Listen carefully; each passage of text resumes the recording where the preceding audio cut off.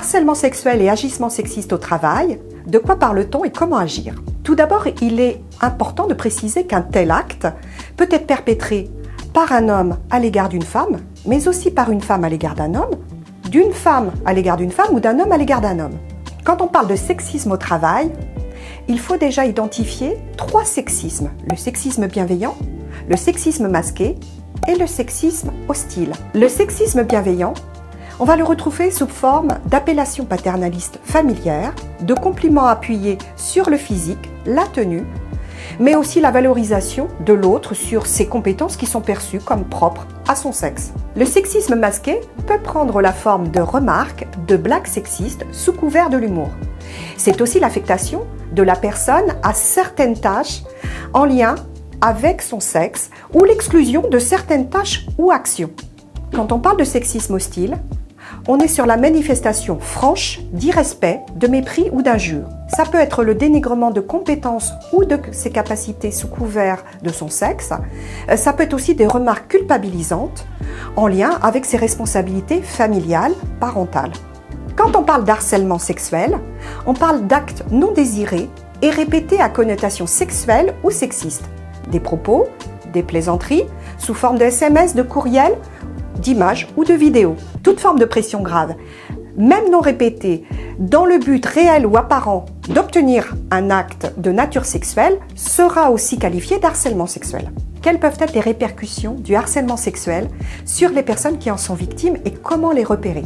On va souvent observer des modifications du comportement de la personne, une somatisation, la mise en place de stratégies d'évitement face au risque et dans le temps, une dégradation de la santé physique et psychique de la victime.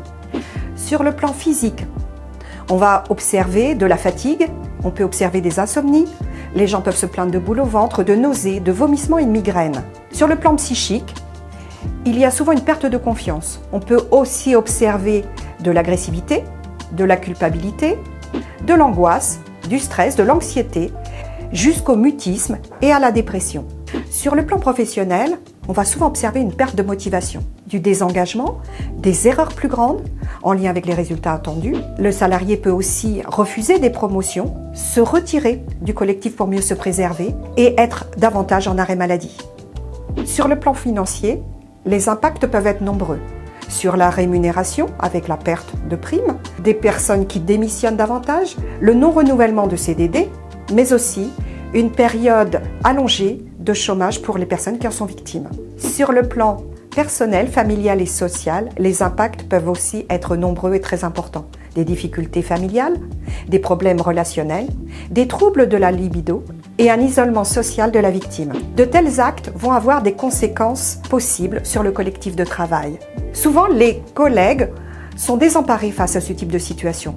Ils ont de vraies difficultés à identifier, à citer les événements et ils ont tendance du coup à vouloir minimiser les faits, voire à culpabiliser la victime. Tout cela va non seulement affecter la victime, mais aussi le collectif de travail qui va souvent se désunir. Là émergent les conflits.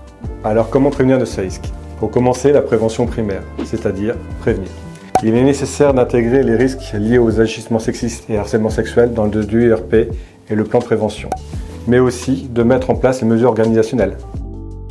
Composition des équipes, répartition du travail, horaires, déplacements.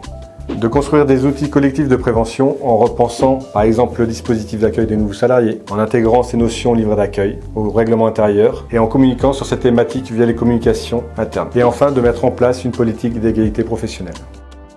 Ensuite, la prévention secondaire, c'est-à-dire agir.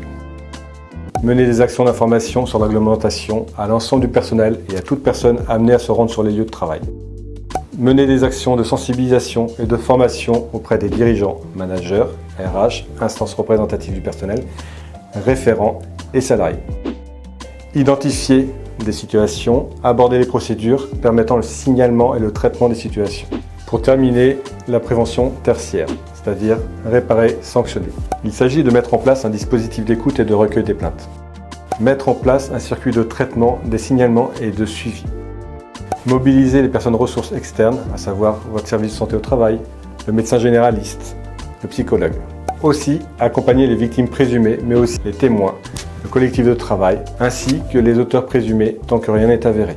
Et enfin, penser les sanctions pour les auteurs, à savoir blâme, avertissement, licenciement, etc. Si vous souhaitez en savoir davantage et développer vos compétences sur le sujet, le SSTRN vous propose son atelier de sensibilisation, la prévention des agissements sexistes et du harcèlement sexuel. Pour vous inscrire, le lien est en description.